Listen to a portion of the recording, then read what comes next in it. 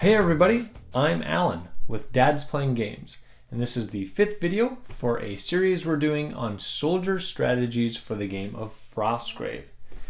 In all of these videos, we will be grouping the soldiers into different classes, and there I'll be looking at their costs, their stats and equipment, their uses in the game, their viability throughout the campaign, early and late, and comparisons within the class. For this specific video, we will be looking at the heavy soldiers, which are the Knights and the Templars. Of all the soldier videos, the two soldiers in this video are probably the most similar, probably even more so than the archer and the crossbowman were back in the basic bowman video. Their first similarity is their cost, as both the Knight and Templar cost 100 gold crowns to recruit into your warband. Also, these two soldiers have the same exact stats and almost the same equipment, with the exception of what they're wielding in their hands. The Knight carries a hand weapon and a shield, while the Templar carries a two-handed weapon. They both have a move of 5, fight +4, will +1, and 12 health, and they both wear mail armor. The Knight has an armor stat of 13 with his shield, while the Templar has only 12, but he deals +2 damage on all attacks due to his two-handed weapon. Taking a look at their uses, these two soldiers are used pretty similarly on the battlefield. Their slow move stat of 5 makes it a little hard for them to get around the battlefield. But once they've finally lumbered into combat, or are assisted there by magical means, they prove their worth by being the best melee soldiers in the game. And having that fight stat of +4 plus their mail armor means they're pretty good both offensively and defensively. The Knight additionally has his shield, which gives him a game-high 13 armor. This means he can often tank a few hits before falling in combat. Because of this, I like to use these soldiers like a wall, to just block an alleyway or other path while another soldier flees with treasure, or so my spellcasters can launch spells like a quarterback behind his lineman. The Templar skips the armor bonus of the shield to instead wield a two-handed weapon.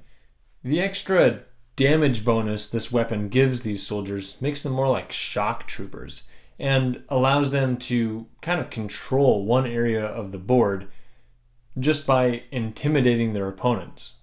They might be slower than an enemy thief to get to a treasure, but the thief might not want to risk going after a treasure if it means an enemy Templar will catch up to them before they can get off the board. And something you never want to see is one of these guys coming after your spellcasters. As far as when these heavy soldiers should be making an appearance in your warband, they're both hard to justify at the beginning of a campaign. Although it can be neat to hire one of these guys early on to serve as kind of your champion for your warband. But they are quite expensive, and it's usually better to spread your wealth rather than put all your eggs into one basket. Since the easiest way to get one of these slow soldiers around the battlefield is through magical means, and since early in a campaign, spells can be really unpredictable, I've found it's difficult to get the Templars into a good offensive position in the first few trips into the Frozen City. Whereas if you're using a Knight as a defender, they often don't need to walk as far to get to their position, since they're usually just guarding something on your starting side of the board.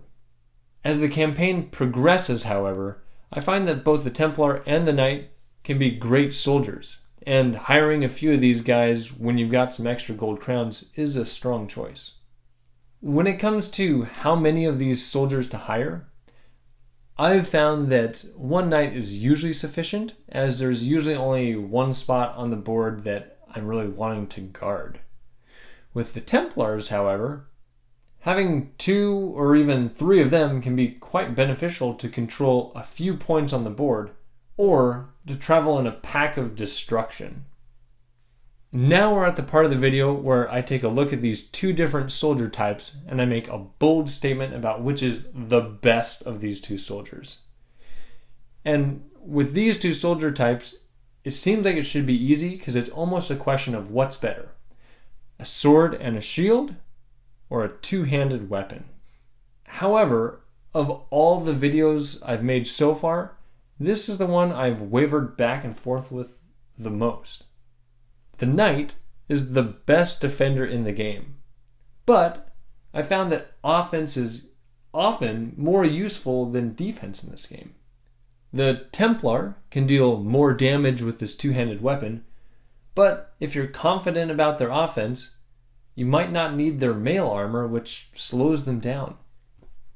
Even though each of these soldiers is better at either offense, the Templar, or defense, the knight, and they fulfill those specific roles quite well, both of these soldier types are good attackers and defenders. And as much as I've tried, as I've looked over the different pros and cons of these two soldier types and tried to pick a best soldier, in the end, I have to vote a tie for this one. I'm interested to know your thoughts and experiences with these heavy soldiers, whether you agree or disagree with my assessment, or whether you have other uses that I might have missed. And I'm also curious if you have a favorite of these two soldiers, if you tend to gravitate towards knights or Templars. So just leave me a comment below. And while you're down there, you can click like or subscribe so you can keep up with all the content that Dad's Playing Games is releasing. And with that, I'm Alan with Dad's Playing Games, and we'll see you on the next video.